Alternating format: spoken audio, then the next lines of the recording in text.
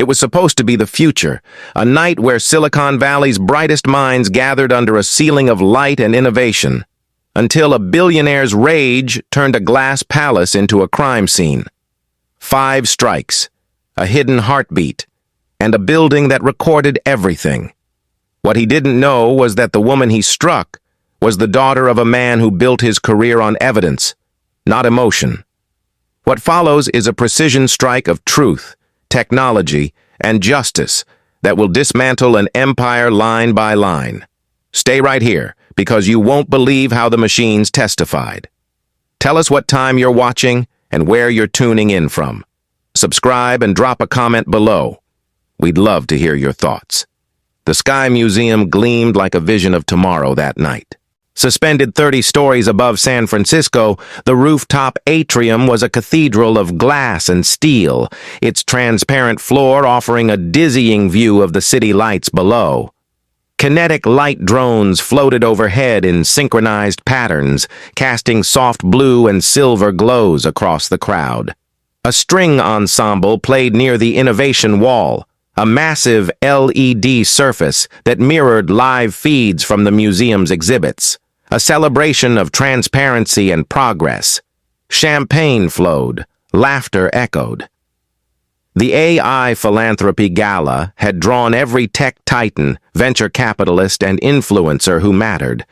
No one could have guessed that before the night ended, that same transparent floor would become a stage for something far darker than any algorithm could predict. Mara Lou stood near the edge of the atrium, her fingers resting lightly on the glass railing. Her dress was simple, a flowing charcoal silk gown that skimmed her frame without clinging. At 3 months pregnant, she wasn't showing yet, and she'd chosen to keep it that way. Tonight was supposed to be her moment.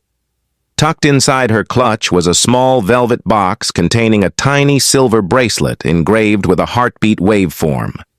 She had planned to reveal her pregnancy on stage during the keynote, a surprise for Anton and a symbol of their shared future. But standing there now, watching her husband hold court at the center of the room, she felt the weight of doubt pressing against her ribs. Anton Vale stood surrounded by admirers, his custom midnight blue suit tailored to perfection. His voice carried across the atrium with the easy confidence of a man who had never been told no. He gestured broadly as he spoke, his smile sharp and practiced, the kind of smile that had closed billion-dollar deals and launched a dozen startups. Beside him, laughing a little too loudly, was Celeste Tran, his head of PR, though the whispers suggested she was more than that. Her scarlet gown shimmered under the drone lights, and she leaned into Anton's shoulder as if she belonged there. Mara looked away, her throat tight. She had begged him to let her skip tonight. Her back ached, her head throbbed, but Anton had been firm. "You'll be there," he'd said that morning, not looking up from his tablet. "I won't have people asking where my wife is." It looks weak. So she came. Quiet. Composed. The perfect partner for a man who measured everything by optics. She reached for a passing tray, her hand trembling slightly as she lifted a glass of sparkling water. She only wanted something to hold, something to ground her in the noise and light. But as she turned, her heel caught the edge of a drone's shadow line on the glass floor. She stumbled. The glass tipped. A splash of water arced through the air and landed across Anton's sleeve. Time fractured. The music didn't stop, but it felt like it did. Conversations faltered. Anton's smile froze mid-sentence. He looked down at the dark stain spreading across his custom silk cuff, then slowly turned his head toward Mara. His eyes, pale gray, cold as code, narrowed. "Seriously?" he said, his voice low but sharp enough to cut. "I'm sorry," Mara whispered, her pulse hammering. "It was an accident." Anton's hand shot out and gripped her wrist. Hard. She gasped, her fingers going numb. "Do you have any idea what this costs?" he hissed, his face inches from hers. "Do you have any idea how this looks?" She tried to pull away, but his grip only tightened. Around them, guests shifted uncomfortably, eyes darting away. Celeste sipped her champagne, one eyebrow arched in amusement. "Anton, please," Mara breathed. "Not here." "Why not?" he said, his tone venomous. "Maybe they should see what I deal with."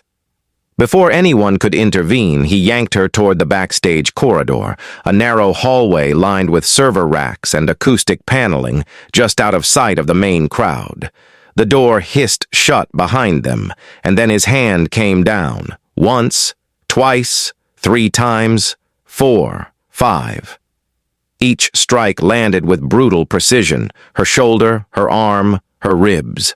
Mara's knees buckled. She crumpled against the wall, one hand instinctively curling over her abdomen, the other bracing against the cold metal panel. Pain exploded through her body in waves, but all she could think was, "Protect the baby. Protect the baby." She didn't scream. She couldn't. The air had been knocked from her lungs. Anton stood over her, chest heaving, his face flushed with rage. Then, as quickly as it had come, the fury drained from his expression. He straightened his jacket, smoothed his hair, and walked back toward the gala as if nothing had happened. Mara stayed on the floor, trembling, her vision swimming. Above her, a tiny red light blinked on the ceiling, a beam-forming microphone array, part of the museum's ambient recording system. And in the corner, a small cleaning robot hummed quietly, its 4K lens angled directly at the corridor. The building had heard everything. The building had seen everything. And 20 miles away, in a glass tower overlooking the bay, Elias Liu's phone buzzed with a single text from his chief of staff. "Get here now!" Elias Liu set down his whiskey, his jaw tightening. He didn't ask questions. He simply stood, grabbed his coat, and walked toward the elevator. By the time he reached the lobby, his car was already waiting. He didn't know yet what had happened, but he knew one thing with absolute certainty. When someone hurt his daughter, the world didn't just shift, it shattered. And he was very, very good at picking up the pieces and using them as evidence. The emergency room at UCSF Medical Center smelled of antiseptic and fear. Fluorescent lights hummed overhead, casting everything in a harsh, clinical white. Elias Liu stood outside Trauma Bay 3, his hands clasped behind his back, his expression unreadable. Inside, through the narrow window, he could see his daughter lying on a gurney, her charcoal dress cut away, her skin mottled with bruises already blooming purple and red. Dr. Sahana Patel worked quickly, her voice calm but urgent as she spoke to the nurses. Elias couldn't hear the words, but he could read the tension in their movements, the way they hovered over Mara's abdomen, the way the ultrasound wand moved in slow, deliberate circles. Jonah Reyes, Elias's chief of staff, stood beside him, tablet in hand.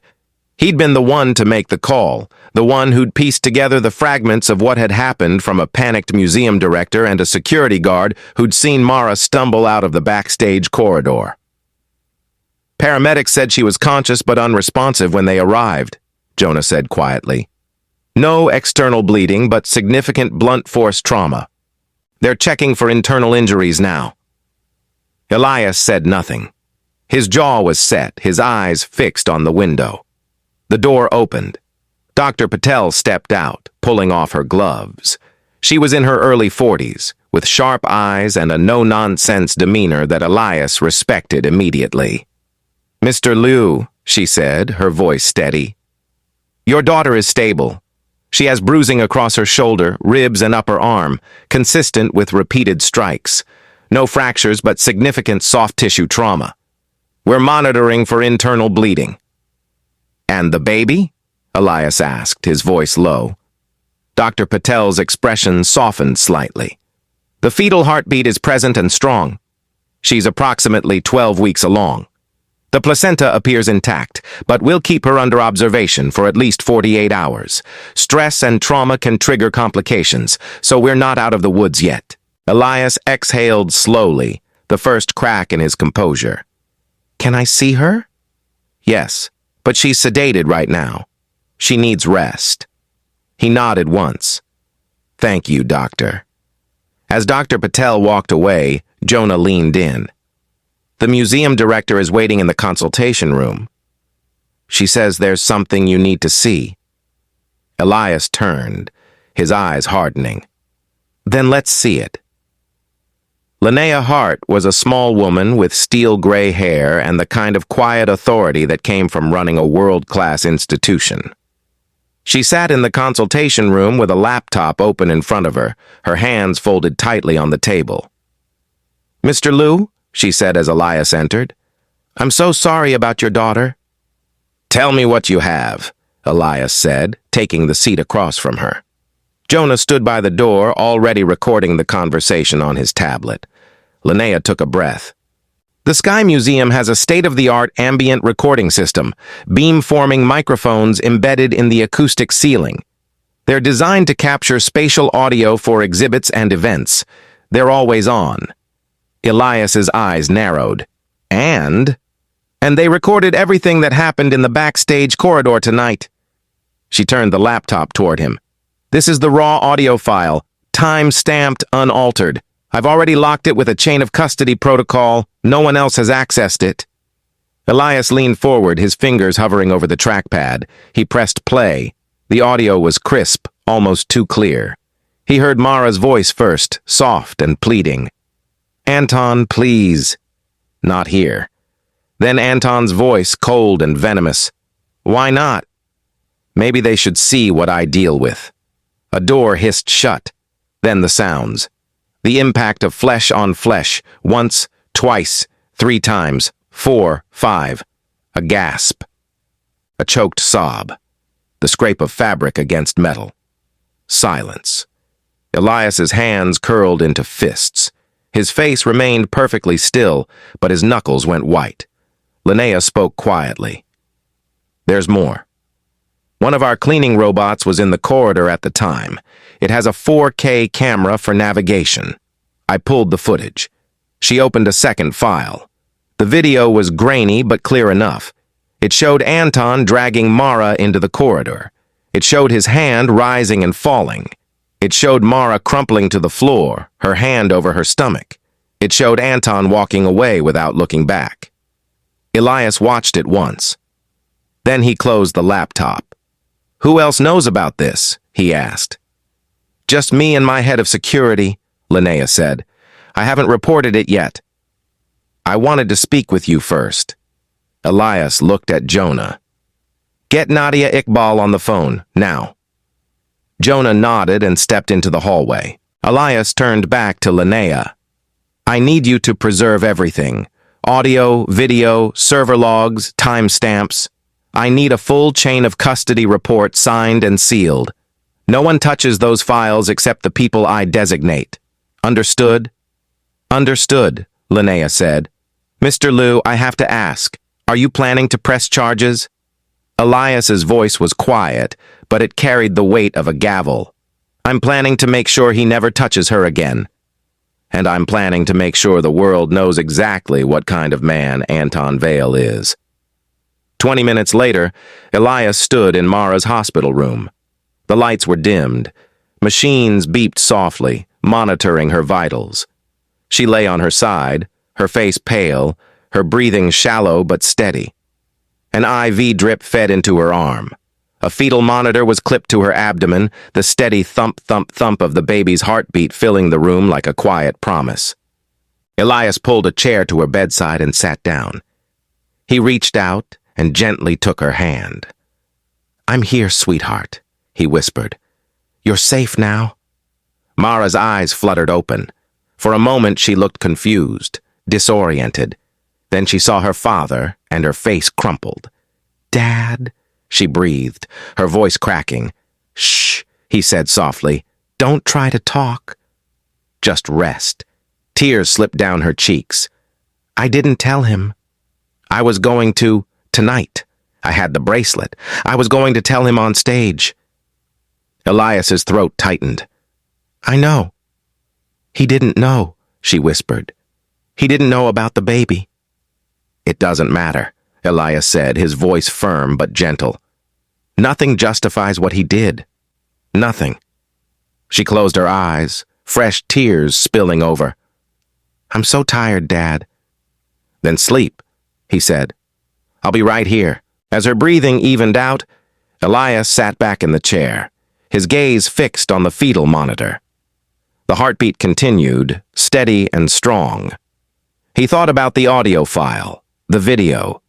The chain of evidence is already forming. He thought about Anton Vale, probably back at the gala right now, smiling and shaking hands as if nothing had happened.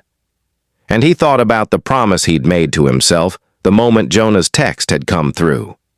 No one hurts my daughter, and walks away. Outside the window, the city lights of San Francisco glittered like a circuit board. Somewhere out there, Anton Vale was still free. But Elias Liu had built his career on one simple principle. Evidence didn't lie, and neither did justice. He pulled out his phone and sent a single text to Nadia Iqbal, the best civil rights attorney in California. I need you. Tonight. It's Mara. The reply came 30 seconds later. On my way. Elias set the phone down and looked at his daughter one more time. Her hand rested protectively over her belly, even in sleep. He leaned forward and whispered, We're going to build a wall of fact around you. And when we're done, he won't have anywhere left to hide. The machines beeped softly. The heartbeat continued. And in that quiet hospital room, the machinery of justice began to turn. Nadia Iqbal arrived at dawn, her leather briefcase in one hand and a thermos of black coffee in the other. She found Elias in the hospital's family consultation room, surrounded by laptops, legal pads, and a whiteboard covered in timestamps. You look like hell, she said, setting the coffee in front of him. I feel worse, Elias replied. He gestured to the chair across from him. Thank you for coming. Nadia had built her reputation defending survivors, dismantling abusers' legal shields with surgical precision. She was 52, sharp-eyed, and had never lost a case that mattered. Show me what you have, she said. Elias opened the laptop. Audio from the museum's beam-forming mic array. Video from a cleaning robot. Both time-stamped, chain of custody intact. He played the files. Nadia listened without expression, but her pen moved rapidly across her notepad. When the video ended, she sat back. This is airtight, she said. But we need more. We need medical correlation, biometric data if she was wearing anything, and we need to move fast before his lawyers start spinning. She wears a health tracker, Elias said. Syncs to her phone. Nadia's eyes lit up. Get me access. Heart rate, accelerometer data, cortisol proxies, anything that logged during the assault. Within an hour, they had it. Mara's wearable had recorded everything, her heart rate spiking from 72 to 164 beats per minute. 5 distinct G-force impacts, each time stamped to the second. Cortisol markers surging. Nadia aligned the data with the audio and video. 5 strikes, 5 impacts, 5 injuries documented by Dr. Patel. This isn't just evidence, it's a symphony. Elias leaned forward. What's our next move? We file for a restraining order immediately. Then we petition for a special prosecutor. You're too connected, Elias. If this goes through your old colleagues, Vale's team will scream bias. Elias nodded slowly. I'll recuse any judge I've worked with. I want this clean. Good, Nadia said, because we're not just building a case. We're building a wall he can't climb over, dig under, or buy his way through. Meanwhile, across the city, Gideon Park sat in his office at Vale Enterprises, staring at his phone. Anton's text glowed on the screen. Delete everything from last night. Server logs, backups, all of it, now. Gideon had been Anton's fixer for 8 years. He'd buried scandals, paid off accusers, and made problems disappear. But this was different. He opened his encrypted drive and looked at the files he'd been keeping. Insurance, he'd always told himself. Recordings of Anton's rages, emails about forged grant approvals, documents showing how the Vail Foundation's innovation loop funneled money through shell non-profits, some using Mara's digitized signature without her knowledge. His phone buzzed again. Another text from Anton. "Did you do it?" Gideon's finger hovered over the delete key. Then he thought about the video he'd seen on social media that morning, grainy footage from a guest's phone showing Mara stumbling out of the corridor, her dress torn, her face pale. He thought about the baby. He closed the delete window and opened a cloning program instead. Within minutes, he'd copied the entire NDA vault to an external drive. He locked it in his desk drawer, then replied to Anton. Done. But it wasn't. 3 days later, Anton Vail stood behind a podium at Vail Enterprises headquarters, flanked by his legal team. Cameras filled the room. His hair was perfectly styled, his suit immaculate. "I want to address the malicious rumors circulating about me," he began, his voice steady. "The video you've seen is a deep fake, a sophisticated fabrication designed to destroy my reputation. My wife and I had a disagreement, yes, but nothing like what's being portrayed." He paused, letting the words settle. "Mara is receiving care, and I'm cooperating fully with any investigation, but I will not stand by while my family is weaponized by those with political agendas." The press conference lasted 20 minutes. By the time it ended, #StandWithVail was trending for exactly 4 hours. Then Elias Liu's team released their statement. It was brief, survivor-centered, and devastating. Mara Liu was assaulted by her husband on the night of May 14th. She is 3 months pregnant. The assault was captured by multiple independent sources with full chain of custody documentation. Forensic analysis confirms authenticity.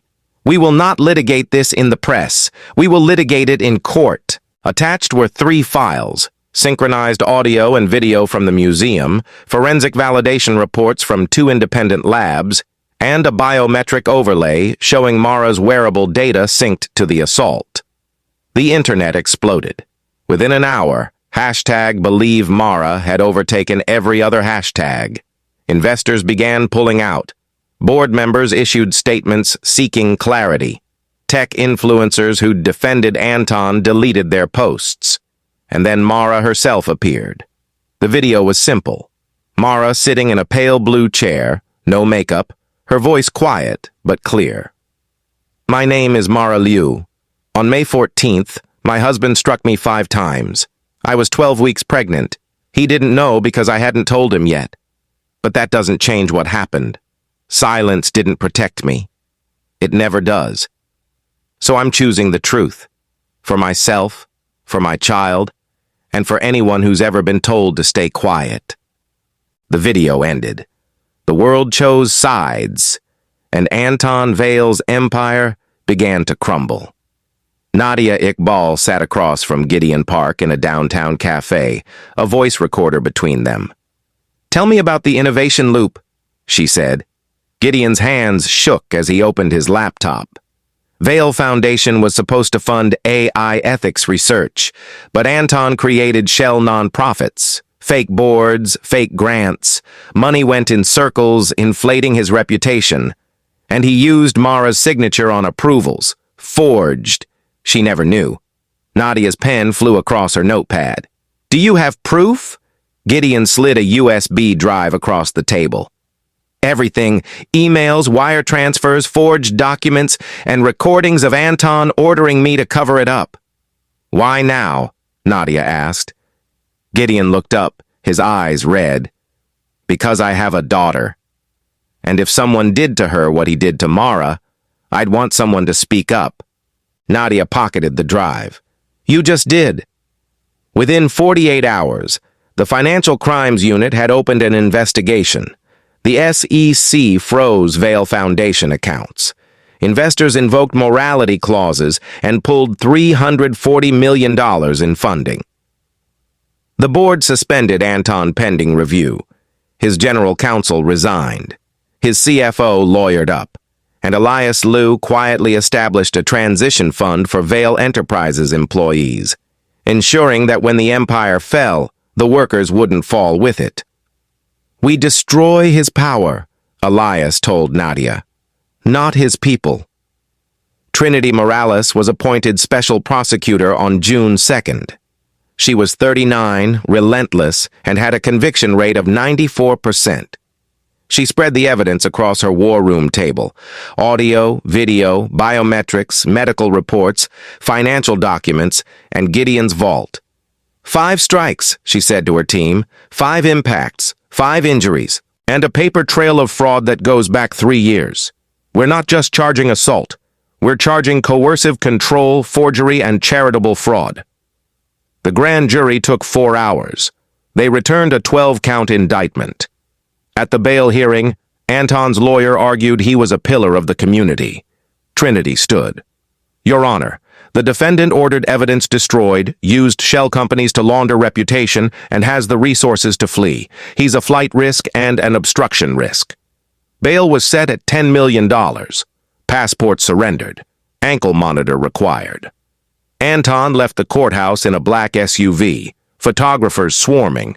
For the first time in his life, he looked small, and in a hospital room across the city, Mara felt her baby kick for the first time. She placed her hand over her belly and whispered, "We're going to be okay." The courtroom was packed. Every seat filled, overflow crowds watching on screens in adjacent rooms. Outside, protesters held signs: "Justice for Mara" on one side, "Innocent until proven guilty" on the other. But inside, the air was still, heavy with anticipation. Trinity Morales stood at the prosecution table, her notes organized in precise stacks. Across the aisle, Anton Vale sat between 2 high-priced defense attorneys, his expression carefully neutral. He wore a charcoal suit, his hands folded on the table. But his jaw was tight, his eyes darting occasionally toward the gallery where Elias Liu sat in the front row, unmoving. Judge Patricia Okonkwo entered. The room rose. "The people versus Anton Vale," she announced. "We will proceed." Trinity's opening statement was surgical. "Ladies and gentlemen of the jury, this case is about evidence. Not emotion, not speculation. Evidence. On the night of May 14th, the defendant struck his pregnant wife 5 times in a backstage corridor. He thought no one saw. He thought no one heard. But the building did. The devices did. And the data doesn't lie." She clicked a remote. The innovation wall, now repurposed as a courtroom display, lit up with synchronized timelines. Audio waveforms, video frames, biometric spikes, all aligned to the second. 5 strikes, 5 impacts, 5 injuries. You will see them. You will hear them. And you will know, beyond any doubt, what happened that night. The witnesses came one by one, each adding another layer to the wall of fact. Linnea Hart testified first, explaining the museum's recording systems, the chain of custody protocols, the tamper-evident seals on every file. "These systems are designed for transparency," she said. "They captured what happened because that's what they do. Record truth." Dr. Sahana Patel followed, describing Mara's injuries with clinical precision. Contusions across the shoulder, ribs, and upper arm, consistent with blunt force trauma. Fetal distress markers. The 48 hours of monitoring. "She was 12 weeks pregnant," Dr. Patel said quietly. "The trauma could have caused a miscarriage. She's fortunate it didn't." The forensic analysts came next, audio engineers, video specialists, biometric experts. Each one validated the evidence, confirmed the timestamps, and dismantled any possibility of fabrication. "These files are authentic," the lead analyst testified. "No edits, no alterations. What you see and hear is what happened." Then Gideon Park took the stand. He looked smaller than he had in his office, his shoulders hunched, his voice barely above a whisper. "Mr. Vale asked me to delete the server logs from that night," Gideon said. "He told me to make it disappear. But I couldn't." Not after I saw what he did. Trinity approached. And the financial documents? The forged signatures? Gideon nodded. Mr. Vale created shell non-profits to funnel grant money. He used Mrs. Liu's digitized signature on approval she never saw. I have emails, wire transfers, recordings of him ordering the forgeries. The defense tried to break him on cross-examination, suggesting he was disgruntled, seeking revenge. But Gideon held firm. I'm here because I have a daughter, he said, and I couldn't live with myself if I stayed silent. On the fourth day, Mara took the stand. The courtroom fell silent as she walked to the witness box. She was 6 months pregnant now, her belly visible beneath a simple navy dress. Her face was calm, but her hands trembled slightly as she placed them on the rail. Trinity approached gently. Mrs. Liu, can you tell the jury what happened on the night of May 14th? Mara took a breath. I was at the gala. I had planned to announce my pregnancy on stage. I had a bracelet made with a heartbeat engraved on it, but I spilled water on my husband's sleeve by accident. He was angry. He dragged me backstage. And then he hit me. Her voice was steady, but tears slipped down her cheeks. 5 times. I tried to protect my stomach. I kept thinking, just protect the baby. I didn't scream. I couldn't breathe. Did your husband know you were pregnant at that time?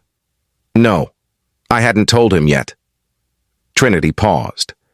Does that change what happened? Mara looked directly at the jury. No, it doesn't. The defense attorney stood for cross-examination, his tone skeptical. Mrs. Liu, isn't it true that your father is one of the most powerful men in California? That he has the resources to fabricate evidence? Mara's gaze didn't waver. My father didn't fabricate anything. The building recorded it. My body recorded it. The truth recorded itself. The attorney tried again. Isn't it possible you're exaggerating? I have the bruises, Mara said quietly. I have the medical reports. I have a baby who almost didn't survive. I'm not exaggerating. I'm just telling you what happened. The courtroom was silent. The defense had no further questions. Trinity's closing argument was brief. The defendant thought he could erase the truth, delete the files, spin the narrative. But evidence doesn't care about power or money or reputation. It just is. 5 strikes, 5 impacts, 5 injuries. The building heard, the devices remembered. And now you must decide. Do we hold him accountable, or do we tell every survivor that silence is safer than truth? She sat down. The jury deliberated for 6 hours. When they returned, the forewoman stood. On the count of felony assault, guilty. On the count of coercive control, guilty. On the count of forgery, guilty. On the count of charitable fraud, guilty. The courtroom erupted. Reporters rushed for the doors. Anton's face went pale. Judge Okonkwo banged her gavel. Order! Sentencing will be in 2 weeks. Mara closed her eyes, tears streaming down her face. Elias reached across the rail and took her hand. It's over, he whispered. No, she said softly, looking down at her belly. It's just beginning. 2 weeks later, Anton Vale stood before Judge Okonkwo for sentencing. Mr. Vale, the judge said, her voice measured, you used your power to harm, to deceive, and to silence. This court sentences you to 12 years in state prison on the assault and coercive control charges, with additional concurrent sentences for fraud and forgery. You will also pay restitution to affected nonprofits and surrender assets pending civil proceedings. Anton's lawyers immediately filed appeals. But as he was led away in handcuffs, the cameras captured something no PR team could spin. A man who'd lost everything. Outside the courthouse, Elias held a press conference. This was never about revenge, he said. It was about accountability. And it was about making sure that the people who worked for Vale Enterprises, the engineers, the assistants, the contractors, didn't pay the price for his crimes. Today, I'm announcing a $50 million transition fund to support those workers and the nonprofits harmed by his fraud." The crowd applauded. Mara stood beside him, one hand on her belly. She didn't speak, but her presence said everything. In the months that followed, Mara began to heal. The nightmares came less frequently. The baby grew strong, and slowly an idea took shape. She sketched it first on a napkin, then on a whiteboard, then in a full proposal. Lightline, a nonprofit developing open-source safety tools for survivors, wearables that could capture evidence with chain-of-custody protocols, secure reporting apps, privacy-preserving biometric systems. "Turn what happened to me into something that protects the next woman," she told her father. Elias smiled. "Then let's build it." 1 year after the gala, Mara stood on a glass sky bridge above San Francisco, the city glowing beneath her feet. She wore a pale blue dress, her daughter, Hope, balanced on her hip, giggling at the drones circling overhead. The sky bridge was the new home of Lightline. Transparent, open, a symbol of truth made visible. Survivors, advocates, and tech leaders filled the space. Elias stood near the back, watching his daughter with quiet pride. Mara stepped to the microphone, Hope still in her arms. "A year ago, I thought silence would protect me," she said. It didn't. What protected me was evidence, truth, and people who refused to let that truth be erased. She gestured to the displays around the room. Wearables, apps, chain-of-custody kits, all open source, all designed with survivors at the center. Lightline isn't about one story. It's about building systems, so the next woman doesn't need a courtroom to be believed. So her devices, her data, her truth can speak before she ever has to. The crowd erupted in applause. Elias approached the microphone next.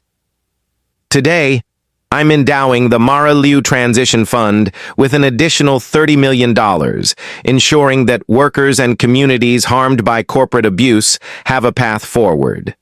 Justice shouldn't create collateral damage." Outside, unnoticed in the crowd below, Anton Vale stood in a worn jacket, watching the celebration through the glass. He'd been released early for a medical appeal hearing, pending resentencing. But no one recognized him anymore. No one cared. He watched Mara laugh, watched her daughter reach for the light, and for the first time, he understood what he'd lost. Then he turned and walked away, disappearing into the city that had already forgotten him. Inside, Mara placed Hope down gently. The little girl toddled toward the glass, pressing her palms against it. Above them, the drones formed a quiet ring of light, like a promise, like a shield. Mara placed her hand on the glass beside her daughter's. "Out of silence," she whispered, "a signal. Out of pain, a line of light." And the city below shimmered with possibility.